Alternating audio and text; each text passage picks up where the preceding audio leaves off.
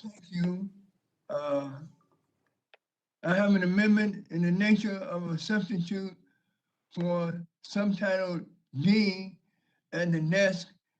It's D01. The clerk have the Ains. Yes, sir. Clerk will report the amendment. Amendment in the nature of a substitute to committee print for subtitle D offered by Mr. Rush of Madam Clerk, without Illinois. objection, the reading of the amendment by Mr. Rush will be dispensed with, and the gentleman from Illinois is now recognized for 5 minutes. Thank you, Mr. Chair. Subtitle D includes vital investments that are critical to President Biden's Build Back Better agenda.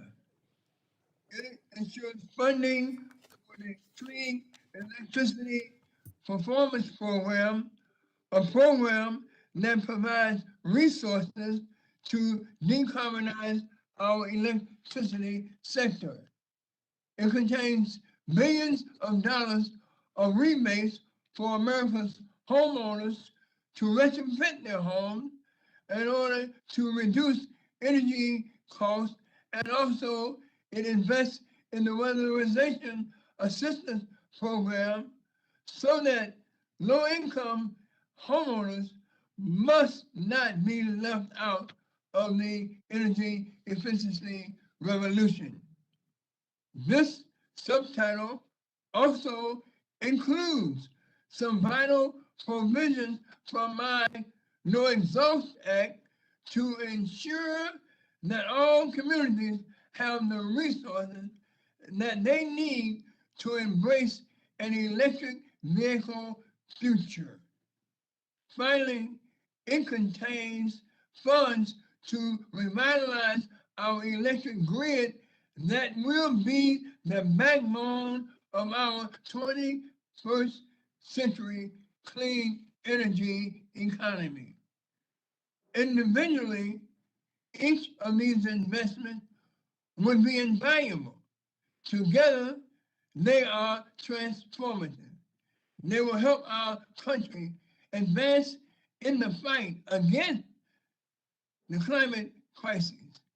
At the same time, they create millions of jobs, ensuring that every American has access to the technologies that will drive our economy for the next 100 years.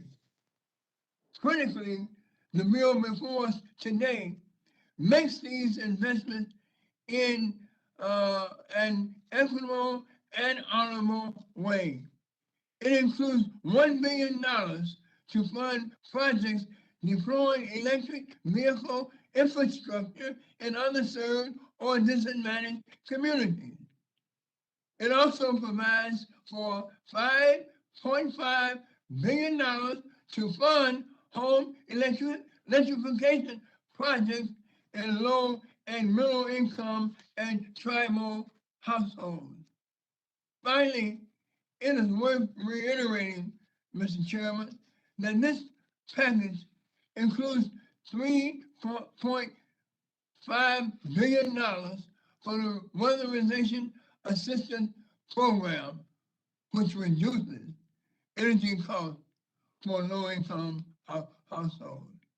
These investments are what we need to truly and equitably build back better and build back equitably. But even with these policies, more work needs to be done. A recent USA Today article entitled Jobs in the Green Energy Field, Jobs in Green Energy Field with White Men encapsulates the urgency of ensuring that the impact of these policies reach Black and brown Americans. The article cites a concerning report published by E2 just last week, which showed that women and Black workers are vastly underrepresented in the clean energy workforce. While it is unfortunate that it could not be included in today's package, I look forward to working with the chairman and the ranking member to swiftly pass vital investments in energy workforce development to decrease the diversity of the energy sector, including through my Blue to Clean to Green Collar Jobs Development Act. Mr. Chairman, for now, the bill before us contains much needed investment for the American people.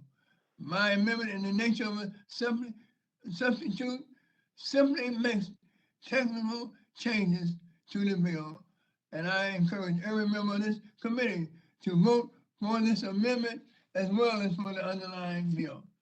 Now you're back.